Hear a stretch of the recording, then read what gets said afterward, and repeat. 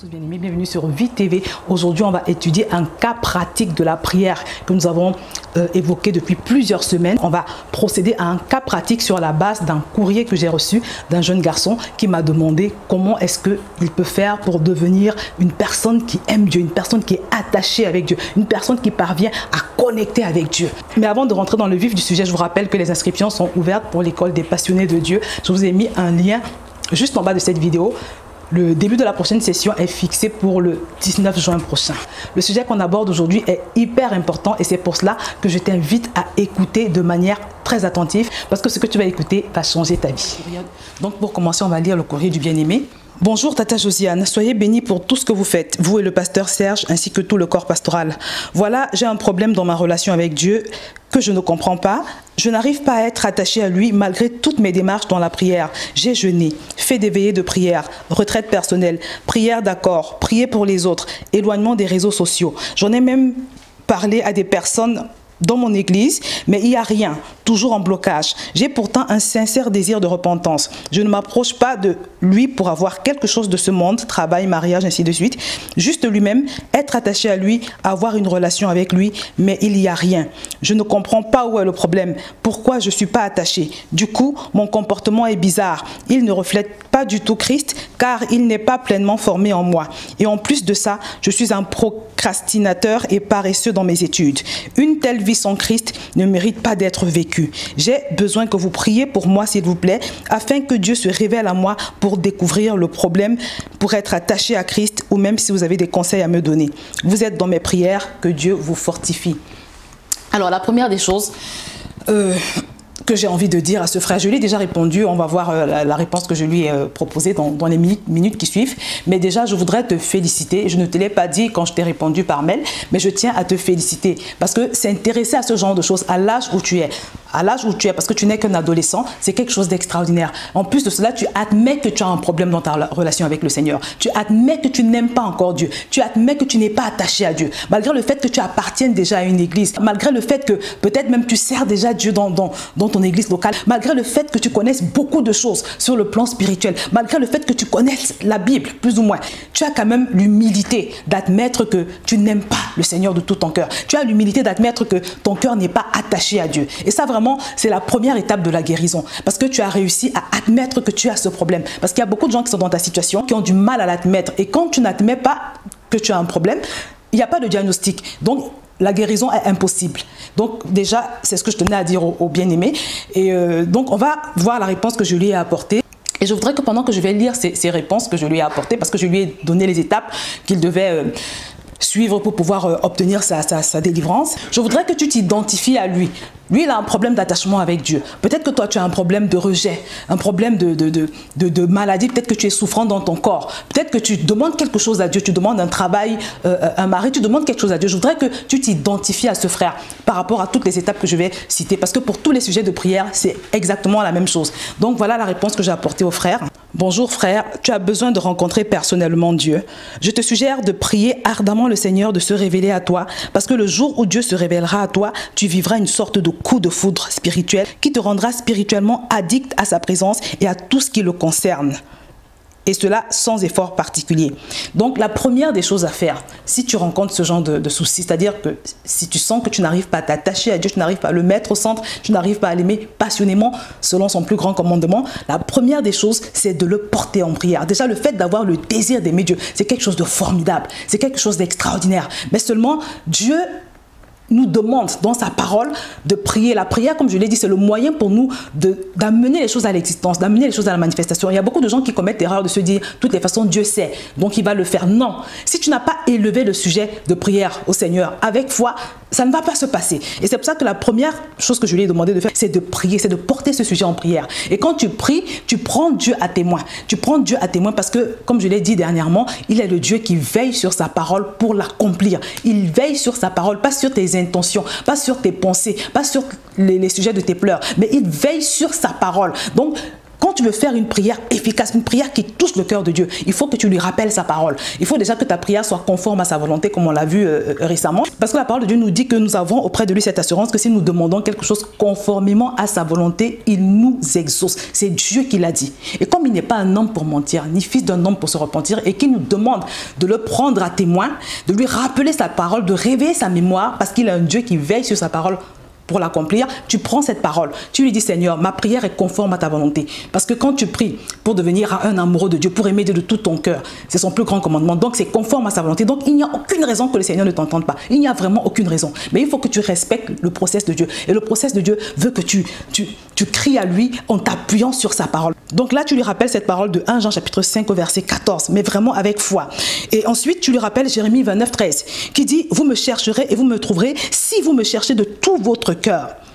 C'est le Seigneur qui l'a dit. Il dit, si tu le cherches de tout ton cœur, si tu persévères, si tu ne te relâches pas, si tu t'accroches dans ta recherche, il te dit qu'il finira par se révéler à toi. Donc là également, tu utilises cette parole, ce verset que le Seigneur a donné pour plaider ta cause. Donc là, je parle de ce frère qui a un problème d'attachement avec le Seigneur. Peut-être toi, c'est autre chose. Donc également, il faudra que tu trouves des versets qui sont appropriés à ton problème, que tu vas rappeler au Seigneur en lui disant, Seigneur, tu dis dans ta parole que tu n'es pas un homme pour mentir, ni fils d'un homme pour se repentir. Je m'appuie sur cette parole pour réclamer la chose que je demande. Donc c'est comme ça qu'il faut procéder. Là, nous sommes en train de faire un cas pratique de tout ce que nous avons vu précédemment, parce que depuis quelques semaines, on a parlé de la prière, de tous les facteurs de la prière. Voyons maintenant le deuxième conseil que j'ai donné aux frères. Le deuxième conseil disait, prends une feuille et écris dessus tout ce que tu veux voir changer dans ta vie spirituelle et ta relation avec Dieu. Donc je l'ai invité à écrire, à noter par écrit tout ce qu'il veut voir. Parce que son but, c'est de devenir un homme de Dieu, quelqu'un qui est attaché à Dieu, quelqu'un qui a Dieu au centre, quelqu'un qui vibre pour Dieu et quelqu'un qui est conduit par Dieu. Donc, je lui ai demandé d'écrire tout cela sur une feuille. Tu peux le faire sur ton téléphone, dans tes notes, là où tu veux. L'essentiel, c'est que ce soit écrit. C'est tellement important. Parce que c'est ce qui va te permettre de préciser ta demande auprès de Dieu et de lui donner un caractère légal, à tes propres yeux déjà. Pour toi-même, il faut que ce soit comme quelque chose de vraiment que tu as institué. C'est une demande, c'est un dossier que tu ouvres en fait. C'est très important que tu écrives ce que tu demandes au Seigneur, parce que c'est quelque chose que tu vas également visualiser. C'est une vision que tu as. C'est très important que tu le notes. Et la parole de Dieu nous dit à ce sujet dans Habakkuk chapitre 2 au verset 2, « Écris la vision, grave-la sur les tablettes, afin qu'on puisse la lire couramment. Car c'est encore une vision pour le temps fixé. Elle aspire à son terme, elle ne mentira pas. Si elle tarde, attends-la, car elle se réalisera bel et bien, elle ne sera pas différée. » Donc le Seigneur t'invite à écrire cette chose que tu veux obtenir. C'est quoi la vision? C'est quoi le scénario? C'est quoi le film? Qu'est-ce que tu veux voir dans ta vie? Écris-le. Le Seigneur te demande de l'écrire. L'autre raison pour laquelle tu écris, c'est que cela va t'amener à revenir dessus tous les jours, à ne pas l'oublier. Le troisième conseil que j'ai donné aux jeunes frères en Christ est le suivant. Vois-toi en train de devenir l'homme spirituel et attaché à Dieu que tu souhaites être. Donc là, je lui ai demandé de se voir en train de devenir ce qu'il veut, ce qu'il demande au Seigneur. Parce que dans sa prière, il a dit au Seigneur qu'il a envie de devenir un homme passionné de Dieu, un homme qui aime Dieu. Donc, si vous vous rappelez bien, on a dit dans les semaines précédentes que c'est important de visualiser ce qu'on demande au Seigneur. C'est une manière de manifester sa foi. Parce que la foi pour le Seigneur, ce n'est pas quelque chose de théorique, c'est quelque chose qu'on démontre. Et une façon importante de démontrer sa foi, c'est de la visualiser. Et en passant, c'est pour ça qu'il faut écrire la vision, comme on l'a dit précédemment. Parce que si tu n'écris pas, ce sera compliqué de voir. Il faut écrire et vraiment avec toutes les précisions, avec tous les détails que tu veux. Comme ça, la vision est claire. Tu dois donc commencer à te définir comme un homme spirituel, un homme attaché à Dieu, un homme selon le cœur de Dieu. Tu dois le répéter sans cesse. Tu dois faire en sorte même que ton entourage commence à avoir ce regard sur toi, qu'on commence même à t'appeler l'homme selon le cœur de Dieu, l'homme passionné par le Seigneur. Tu dois le répéter sans cesse, parce que comme je vous l'ai dit dans la première vidéo que j'ai faite sur cette série, c'est important de parler, de déclarer, parce que la vie et la mort se trouvent au pouvoir de la langue. Les paroles sont créatrices.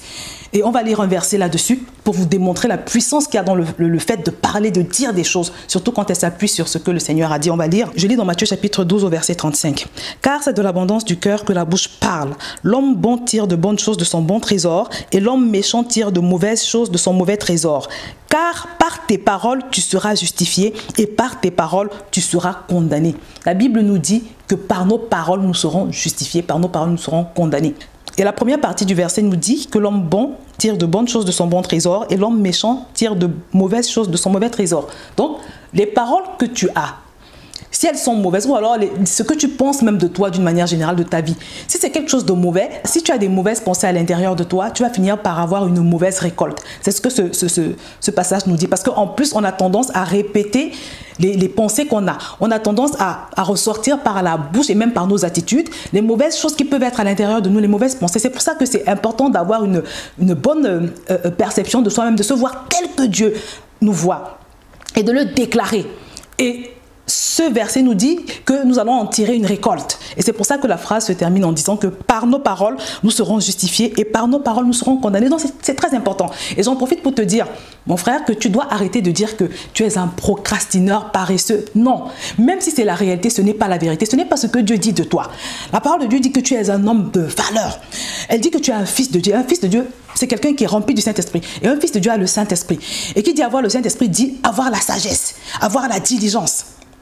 Donc, arrête de déclarer que tu es paresseux et toutes ces choses. Parce que n'oublie pas que les paroles sont créatrices. Les paroles sont créatrices. Et si tu veux voir des choses se passer dans ta vie, arrête de dire le contraire. Arrête de dire que tu es paresseux, mais déclare sur ta vie que tu es quelqu'un de diligent. Parce que l'esprit de Dieu en toi, ce n'est pas un esprit de paresse. Tu as le droit, éventuellement, de dire que tu es attaqué par un esprit de paresse et de procrastination, si tu veux. Mais arrête de déclarer la paresse sur ta vie. Parce que cette parole nous dit que par nos paroles, nous serons condamnés. Donc, ne te condamne pas toi-même. Fais attention à ne pas te condamner toi-même. Mais bénis-toi toi-même en prononçant des paroles bonnes sur ta vie. Pendant que tu te vois comme un homme attaché au Seigneur, amène les gens à te voir comme tel, comme je l'ai dit. N'hésite pas à faire des choses, comme par exemple changer ton nom sur ton profil. Je ne sais pas si tu as une page Facebook ou une page Instagram ou je ne sais pas quoi d'autre, mais n'hésite pas à mettre ton prénom, supposons que tu t'appelles Eric. N'hésite pas à mettre Eric passionné de Dieu ou Eric l'homme selon le cœur de Dieu. Parce qu'il faut que dans ton environnement, tout proclame, que toute chose et que toutes les personnes proclament qui tu as envie de devenir. Parce que c'est important que les circonstances, les personnes s'expriment dans le sens que tu veux, c'est-à-dire te caractérise comme cet homme de Dieu que tu as envie de devenir. Et je rappelle une fois de plus que ce que je dis est valable pour tous ceux qui veulent être attachés à Dieu et pour tous ceux qui ont toutes sortes de sujets de prière. Tu peux faire la même chose si, comme ce bien-aimé, tu as envie de devenir un passionné de Dieu. Mais si tu as un autre problème, je t'invite également à procéder de la même manière, c'est-à-dire à déclarer la chose sur ta vie, à pousser les gens autour de toi, à te voir telle qu'elle. Si par exemple on a dit que tu as telle maladie, tu as telle limitation, déclare le contraire et amène les gens à te voir autrement. Cherche le contraire de cette étiquette du nom qu'on t'a donné. Cherche le contraire de ce nom-là et mets-le sur ta page Facebook. Fais-toi appeler par cette chose que tu veux voir dans ta vie. Par exemple, je l'ai fait il y a quelques temps. Pendant très longtemps sur mon profil WhatsApp, j'avais mis l'image de l'agneau qui représente Jésus, parce que la Bible nous dit que Jésus est l'agneau de Dieu. J'avais mis une image en fait un peu comme pour rappeler à l'ennemi que je porte la marque du sang de Jésus, que je suis la rachetée de Jésus. Parce que j'étais en train de mener un combat et c'était pour moi un message que j'envoyais à l'enfer, que je sais qui je suis. Je sais que je porte la marque du sang de Jésus sur ma vie. Je sais que je suis une zone interdite pour toi. Donc c'était une manière pour moi de dire à Satan, entends-le bien. Je sais qui je suis. Voilà. Donc c'était ma manière à moi de déclarer la chose, de manifester ma foi par rapport à la chose et surtout de la garder à l'esprit. De garder à l'esprit cette vision de moi comme étant une zone interdite pour le diable et ses démons parce que étant marqué par le sang de Jésus. Donc c'est important que tu fasses toutes ces choses parce qu'elles ont une influence, elles ont une efficacité pour ta propre foi également.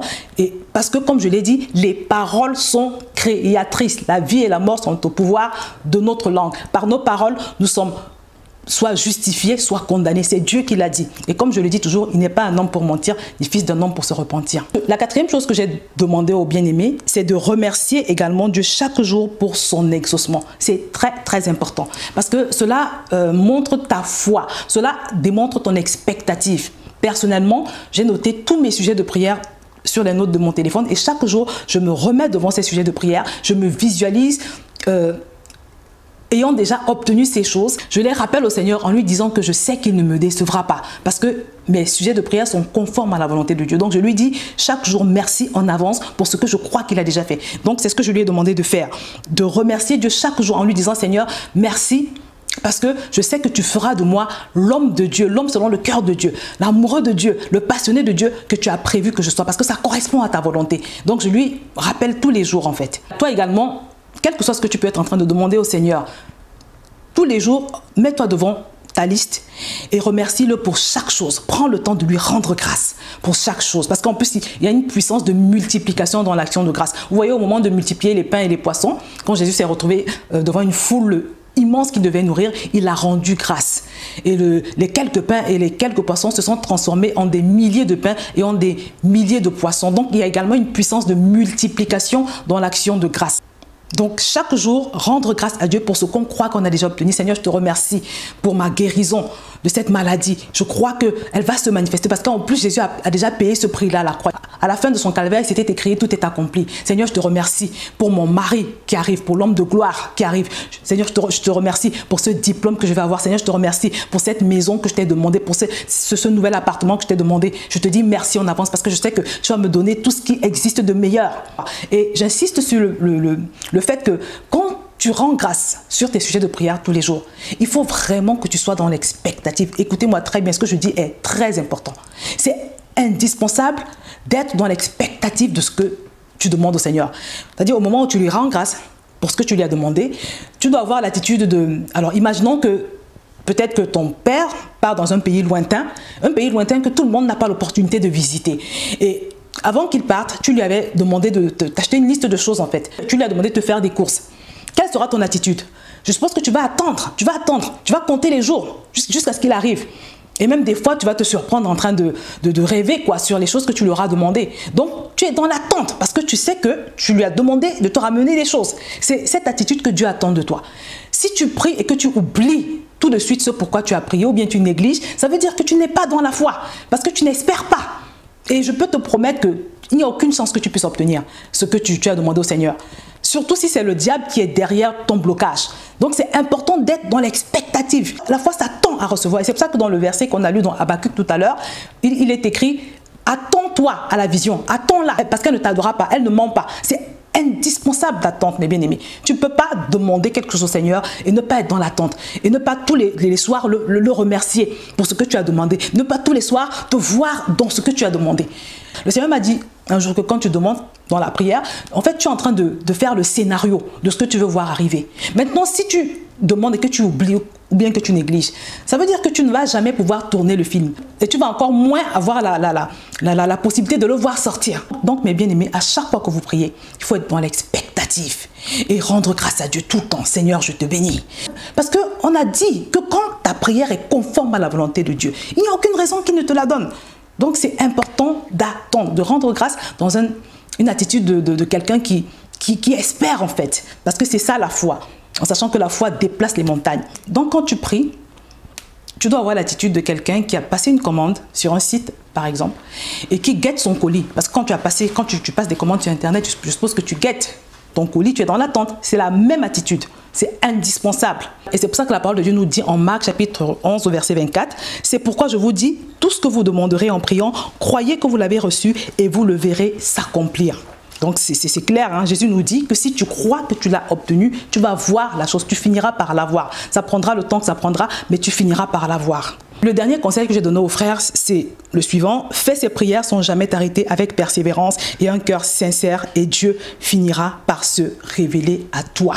Donc tu dois persévérer. On a vu la dernière fois que c'est indispensable également de persévérer, de ne point se relâcher parce que pour Dieu, avoir la foi, c'est également persévérer. On a vu l'exemple de la veuve et du juge inique. Et le Seigneur nous a dit dans sa parole que malgré qu'il était méchant, il a fini par céder à la dame parce qu'il se sentait harcelé, parce que tellement elle importunait. Et on a vu que Jésus nous autorise à l'importuner. Il nous dit dans sa parole que si méchants comme nous sommes capables de donner de bonnes choses à nos enfants. À plus forte raison, lui, le Père d'amour, lui qui a sacrifié Jésus. Regardez comment Jésus a souffert, la souffrance atroce de Jésus à la croix. Qu'est-ce que tu penses que Dieu ne peut pas te donner? Un mari, un enfant, un diplôme? Dieu peut tout nous donner. C'est que simplement nous avons besoin de savoir quels sont ses principes, quels sont ses process et nous caler dans ces principes, nous caler dans ces process. Donc, tant que tu n'as pas vu la chose pour laquelle tu pries, comme je l'ai dit, le Seigneur t'autorise à l'importuner. Donc, j'ai invité ce frère à importuner Dieu jusqu'à sentir la passion de Dieu monter dans son cœur. J'ajoute que bien évidemment, pendant que tu pries, tu dois continuer de te rapprocher de tout ce qui peut te stimuler de Dieu, de nourrir ta foi, de pratiquer la communion fraternelle, de faire toutes ces choses qui te maintiennent en forme sur le plan spirituel. Donc mes bien-aimés, comme je l'ai dit, il y a une puissance dans le fait d'écrire et de préciser la vision. Et également de la déclarer tout le temps, de se voir dans ce qu'on est en train de demander. Et enfin, de remercier le Seigneur en avance, avec un cœur rempli d'expectatives à chaque fois, sans oublier de persévérer. Donc voilà les 4 choses qu'il faut faire. Et je vous invite vraiment à mettre en pratique ces 4 éléments, et ce, quelle que soit la nature de votre problème. Parce que rien n'est trop difficile pour notre Dieu, comme il le dit dans sa parole. N'hésite pas à revoir cette vidéo en notant toutes les étapes que j'ai citées et en faisant en sorte de les appliquer à ta propre situation. Parce que comme je te l'ai dit, ça fonctionne. C'est des choses qui fonctionnent parce qu'une fois de plus, Dieu n'est pas un homme pour mentir, ni fils d'un homme pour se repentir. Suis donc et surtout, mets scrupuleusement en pratique toutes ces étapes que j'ai citées et je peux te promettre que d'ici peu, tu auras un témoignage à partager. Je vais donc m'arrêter là pour aujourd'hui. N'oublie pas de cliquer en bas de cette vidéo et de t'inscrire à l'école des passionnés de Dieu si tu ne l'as pas encore fait. Partage également cette vidéo au plus grand nombre et active également la notification. Que le Seigneur te bénisse.